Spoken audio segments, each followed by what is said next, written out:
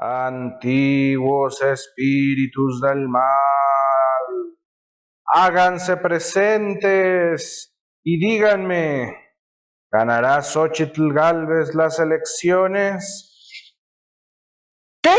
¿Cómo que no va a ganar Xóchitl? Estúpida tabla, tú no sirves para nada. Mejor voy a recurrir a algo que sí funciona.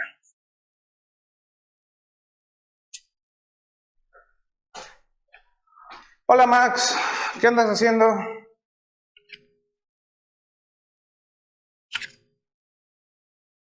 No me distraigas, estoy muy ocupado.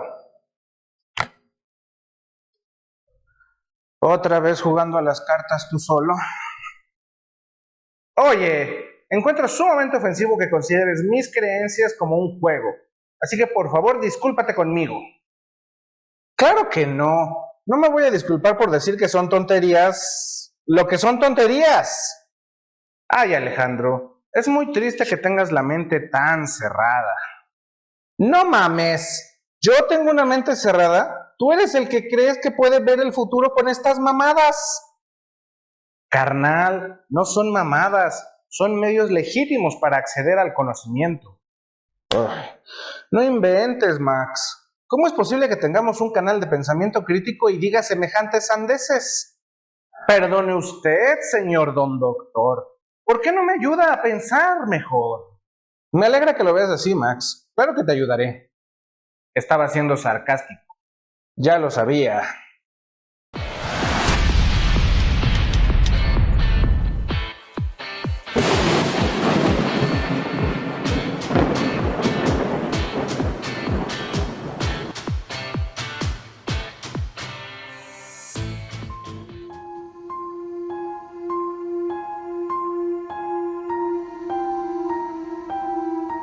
Hola, buenas tardes. Bienvenidos a Creo que tengo algo que decir. ¿Saben? Estuve pensando mucho la manera de comenzar este video, pero luego caí en cuenta que en este canal pues ofendemos a muchas personas, así que pues hagámoslo según nuestro estilo. Existen muchas personas que no piensan de la manera correcta, que piensan de un modo deficiente o que simplemente no piensan. Pero por fortuna existe una herramienta para subsanar esas dificultades, y esa es el pensamiento crítico. Pero empecemos despacio. ¿Qué significa pensar? De acuerdo a la Real Academia Española, pensar significa formar o combinar ideas o juicios en la mente, examinar mentalmente algo con atención para formar un juicio, o formar en la mente un juicio u opinión sobre algo. Como podemos ver, pensar implica realizar operaciones mentales con respecto a un objeto o un sujeto, sea este real o imaginario.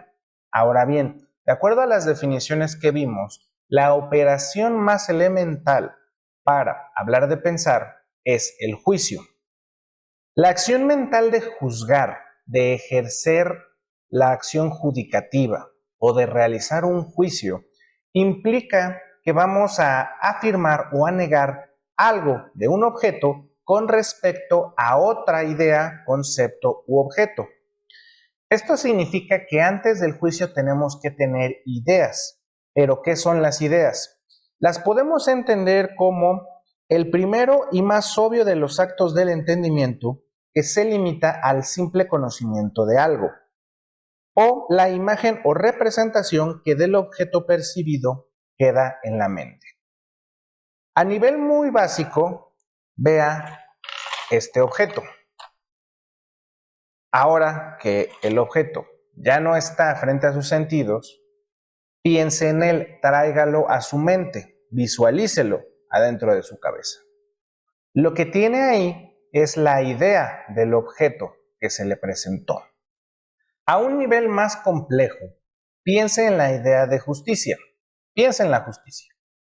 Si usted sabe en su interior, en su mente, qué es la justicia, usted tiene la idea de la justicia, de lo que es la justicia. Pero tener muchas ideas inconexas en realidad no implica pensar, porque como vimos con las definiciones, la habilidad, la capacidad o el acto de pensar comienza cuando elaboramos un juicio, es decir, cuando afirmamos o negamos algo de una cosa con respecto a otra. Si pensamos en este objeto y tenemos la idea de esta cajita y tenemos por otro lado la idea de azul y las unimos en una oración que diga esta caja es azul, estamos realizando un juicio, estamos juzgando. Y juzgar es algo que me encanta, igual que me encanta pensar. Porque cuando hablamos de juzgar, de ejercer un juicio, estamos hablando de pensar. Y cuando pensamos, estamos llevando a cabo la actividad más humana que existe.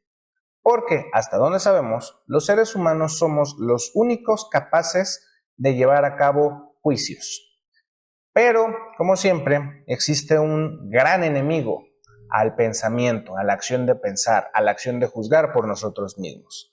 Y desde luego, ese enemigo es la iglesia, la religión, la fe. Uno diría que la idea de Dios o Dios mismo, pero todos sabemos que Dios no existe, así que, en fin.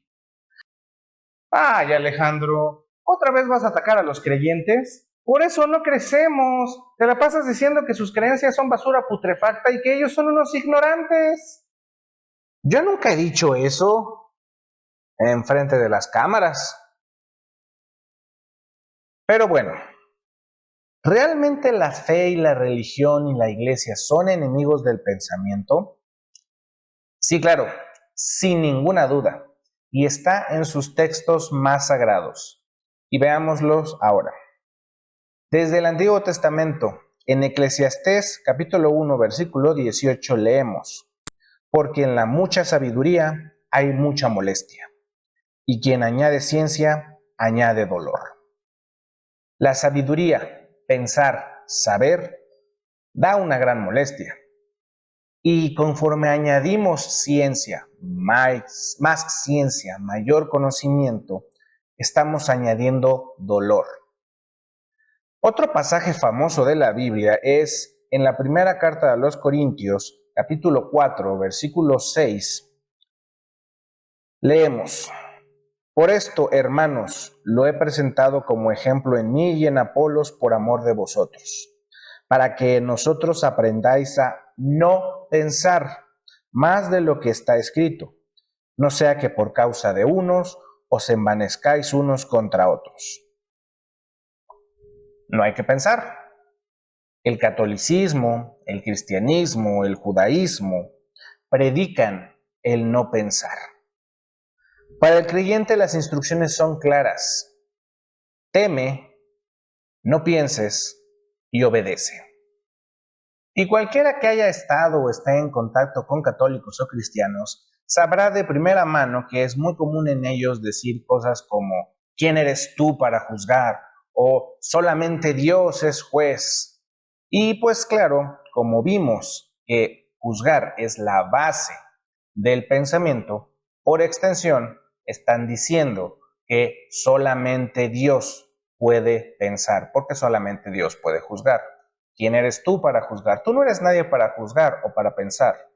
Y vemos en la parte de la epístola a los Corintios de Pablo, él mismo dice, no pensar. Pero ¿dónde encontramos la condena, la prohibición de realizar juicios?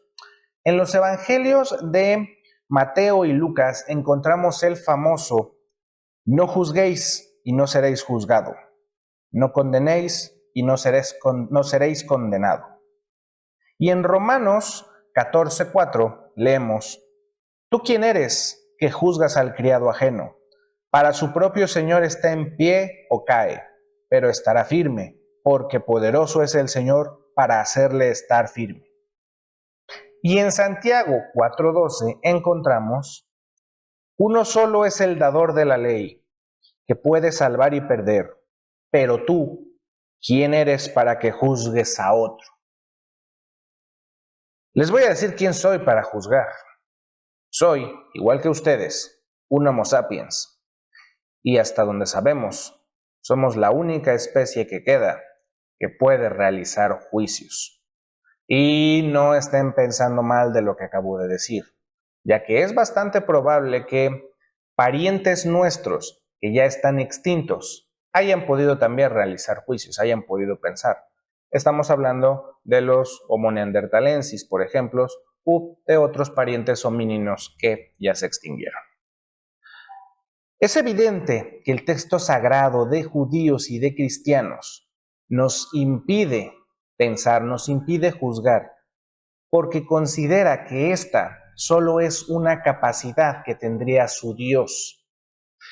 Pero más allá se esconde el hecho del peligro que implica pensar para este tipo de instituciones. Porque cuando la gente piensa, cuando la gente juzga por ellos mismos cualquier cosa, desde un objeto hasta el comportamiento de alguien más, puede llegar a conclusiones que no beneficien a los intereses de una casta sacerdotal. Como herramienta de control, de sujeción, de esclavitud, de poder, no existe nada mejor como la prohibición, no pensar. Huevos, Alejandro. Cuando lo dices de esa manera, hasta parece que la idea de Dios fue inventada para dominar a las personas. Así es, Max. Los creyentes son ovejas serviles que sirven para mantener a una casta sacerdotal. Pero bueno, yo soy ateo igual que tú, solamente utilizo la idea de Dios para sacar dinero. ¿Pero qué tienes en contra del tarot y la ouija? Pues para empezar, que igual que la idea de Dios, la ouija y el tarot son cosas que no funcionan y que se utilizan para sacar dinero a los crédulos y a los ignorantes. Igual que la idea de Dios. Ajá. ¿Y qué tiene eso de malo? Ay, no puede ser. Mejor regresemos al video. El problema con renunciar a nuestra capacidad de pensar, a nuestra capacidad de juzgar, es que nos volvemos fácilmente manipulables, dominables y explotables. La mejor manera de esclavizar a las personas es mantenerlas alejadas del conocimiento, alejadas del hábito de pensar. Ahora, pensar, hacer juicios, no es garantía de un buen pensar o de un correcto pensar, ya que pensar, realizar juicios, es una habilidad que se tiene que entrenar, porque si no, lo que vamos a tener es un juicio deficiente. Vamos a tener una habilidad de pensar que no se lleva a cabo de manera óptima y que entonces estaría cayendo en sesgos, estaría cayendo en falacias y ella misma podría caer en falacias. Son muchos los defectos que puede tener nuestro pensamiento. Y de nuevo les digo, lo importante es que podemos entrenarlo mediante el desarrollo del pensamiento crítico. Pensar en un nivel más elevado implica en concatenar juicios para generar argumentos. Y con esos argumentos podemos elaborar teorías y después esas teorías podemos comprobarlas mediante el método científico y así podremos validar o invalidar las hipótesis que hayamos realizado. Pero también aterrizado a nuestro día a día, encontramos mucha información que se nos presenta con criterio de verdad y que se espera que aceptemos como verdad, pero que cuando la analizamos de manera crítica nos damos cuenta de todos los fallos que presenta esa información. Si queremos definir el pensamiento crítico, podemos acudir a la forma en que Francis Bacon lo definió en 1605.